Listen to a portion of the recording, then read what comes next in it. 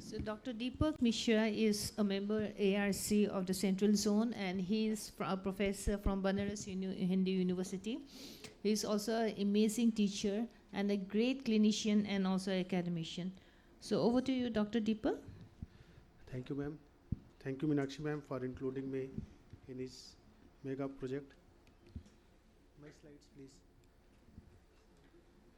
So, we all know that there are many ways of the teaching, either surgical, online, or different thing. But the wet lab teaching, which is the main teaching as per my vision is concerned, in a different setup. So, I am not going to tell or project something on what are the advantages or what are the things. But as Meenakshi ma'am told me, you have to say something or give idea how we can set up a wet lab, either in our hostel or small clinics or a small DNB institutions like that. There is no financial interest, although I will say or suggest the names of the few companies or few things which from where we can take the help and other thing as a low cost. So why wet lab is important? We are not going in that because other authors will concern. But yes, one thing is important, that the wet lab is the building block for any surgical training. And the best thing is whatever we can do, it is a risk free. And there will be no mental tension to any of the residents or the other one. So basically I divided my talk into the three parts. Means first is the wet lab setting. What is the space required? Most of the time when I will go for the DNB or NMC inspection, institutions are asking, sir, it required space, what is the ideal space or where we can start it? What are the requirements? Is any curriculum available or based on which what we can go? Means just not only the setting of wet lab, at least there should be something which guide us that yes, we can follow this curriculum. And finally, each and every point, the cost management is the important thing for the setting of wet lab. So space, what I can say that ideally the space for setting of any wet lab should be in the main hospital building. Means most of the time resident can go wet lab after doing their clinical works or OT, whatever they are. So if it is in the main building where they have a EGSS, can go anytime, just like adjacent to emergency or the ward side, then it will be good that they can practice after their work. And the space should be good enough at least to provide space for the two. One is the trainer and the training. And what I've gathered from more than 1 decade of the SSTC training in IOS2025 other conferences is that an ideal room size will be 10 by 10 feet. Means what we can get it as a standard room size.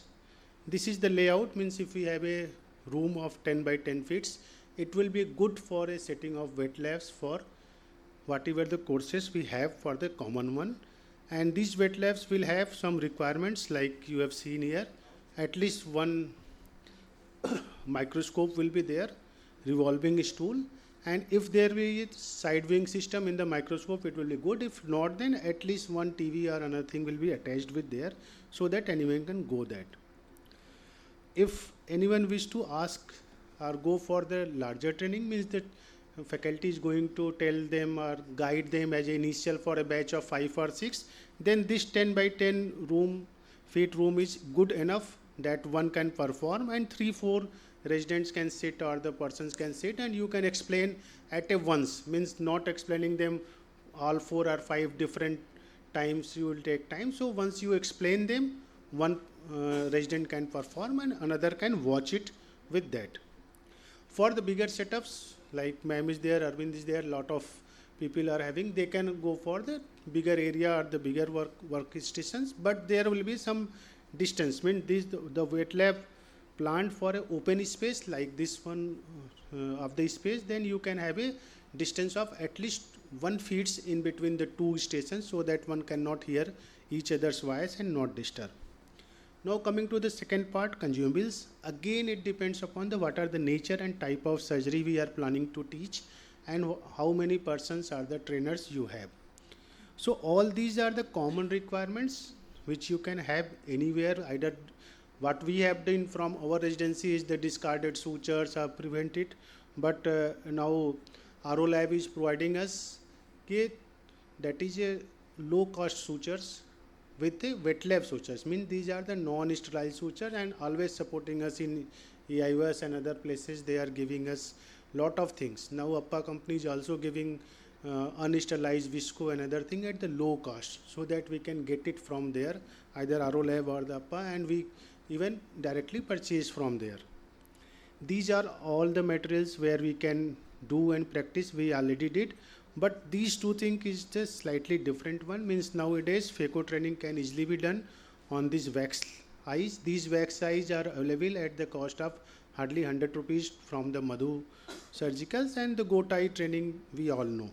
But the placement of these equipments and other thing apart from this requires something different. And one thing which is important in the requirement is have a, if not refrigerator is available, then have a thermocol ice box, because these goat's eye die faster than the another other things. So after, if you hold it, bring it at afternoon or morning, so by the time of evening it will be of no use. So if you kept it in a thermocol ice box, or if refrigerator doesn't have, it works good.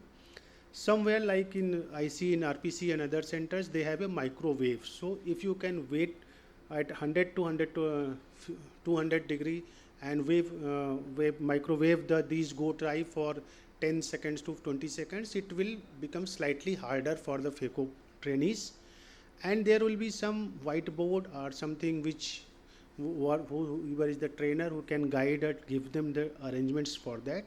And one thing important is that whatever the arrangements I have saw, means many places seen the wet lab, and they simply kept a stool. Whatever we need is just to adjust the height of that. So at least we could provide a patient stool, means which height can be adjusted so that these trainers and trainee can go easily and see with the microscope.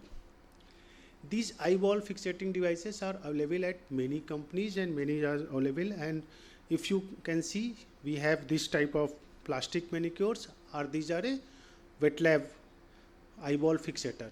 This is you use a very small space, means just a small table, you just put your goat eye on here and hold it and do the practice. This is again we are doing it in SSTC and different places. If you attached even the vitrectomy, anterior vitrectomy, you can easily do it with the goat eye. This is the applicator which we have created, especially designed with Madhu instruments for the applanation tonometry. Here you have seen that this is attached with your slit lamp. So just you fix your goat eyes here and do the practice of the gonio or the applanation here. And in GSI we are using it. And this is a very good, means whatever if you are using, means most of the time previous fixators are only the table based, but this is the only fixator which is available on the slit lamp mounted, where you can mount on slit lamp and practice another thing. Yes, the wet lab curriculum is important. Here you have seen we have make a wet lab curriculum published in the ISO, means what is the expected from the first year, second year and the third year training. First year is basically whatever we already did in our residency, means hand-eye coordination, doing suture practices and other thing on the cadaveric eye and other thing, and the placement of whatever the rigid and other IOLs. And second year we move more for, if we have a cadaveric facility available or another thing, will give whatever the 5-7 steps are there one by one. And final years, if it is for phaco and other thing, you can go for the training and what is with machine and extra. Simulators are again a good options, but it is the costly, means if anyone can afford the simulator, it's good. There are two companies at present available in India, means they are providing a simulator. One is the VR Magic, it is a German made company, and another is Help Me See, it is available in the Mumbai too. So cost, I tell you that it doesn't cost too much. Once an institution has decided provide a room, any of your old microscope can be used, and all these cost you even cut down with the help of the RO labs or the unsterilized suturing or the surgical things available at your place. If not there, then simply buy. Most of the time I said residents that you just go and buy one head that is available for the plus 10 diopter plastic forehead box of 300 or 400, and start and take that one eyeball holder. It cost for the 3000 to 5000. So within 6,000 or 7,000 you can set up your own wet lab at your own hostel. It is almost less than a pizza party for them, and easily they can set up their own training and go for that. So just placing a plus 10D lenses they can also do. Few things we have already published in the IGO. It was the article in the COVID times, means how to set up a wet lab. If anyone interested, we can give. With these words, the take home is first plan, means what is your space is available, from where you can get this costly, means microscope and phaco. These are the two costly instruments needed. And third one is the fund. Usually most of the institution or the training institution can arrange. This is not that, but the knowledge is the most important, means how we can set up, from where we can buy these wax eyes, from how we can get these unsterilized sutures.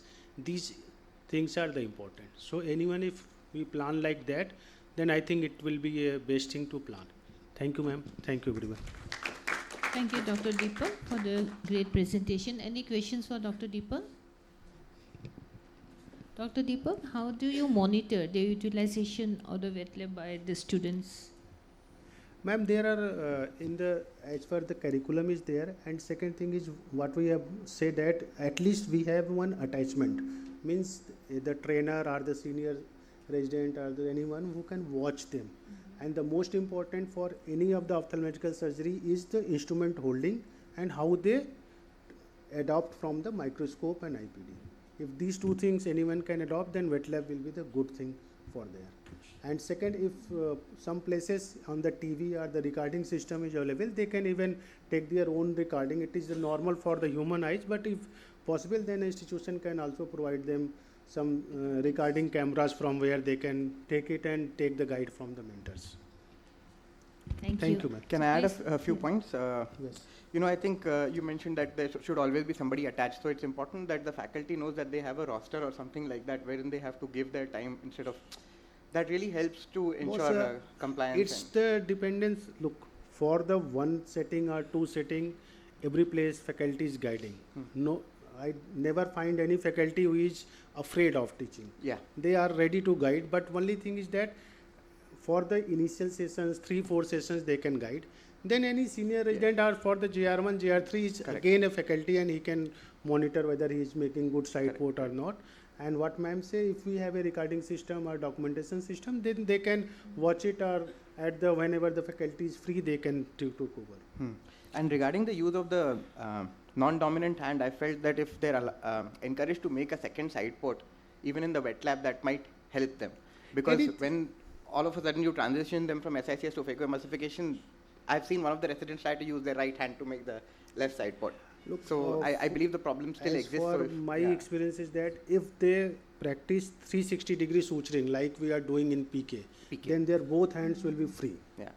Suturing is the only thing which makes you learn as fast as possible. Instead of side port, you are making one or oblique or the thing. But once anyone can practice a 360-degree suturing, just like one microtome cut and just suture that go tie, it will give you full freedom in the both hands. That is my experience for the teaching. So another point for that is if we could use the artificial anterior chamber that is used in lamellar surgeries for cornea for fixing the eye, it's much more stable than yes, the goat it will be used for the wet labs in DSEC or DMEC or the laminar procedures. But for the PK, this goat's eye, which will be either hardened or only thing, if you inject 0.5 ml of formaldehyde inside the goat eye, it again hardens this. Exactly. It will works for you for that, means it will be hard and you can hold and cut it. Okay.